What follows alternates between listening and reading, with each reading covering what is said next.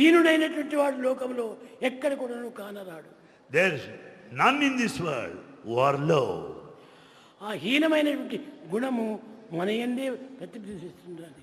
That quality which is so low and mean is in you only. అది భగవంతుని quality కాదు. It's no way the God's quality. భగవంతునికి క్వాలిటీలే లేవు.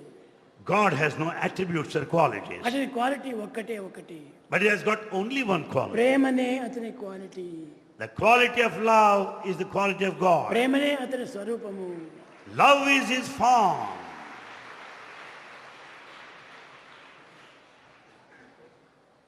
నిన్నెవరైనా ప్రేమతో సంభాషిస్తే అది నాకు ఎంత ఆనందమో చెప్పలేను. Bhagavan says it is beyond expression as he talks to people lovingly.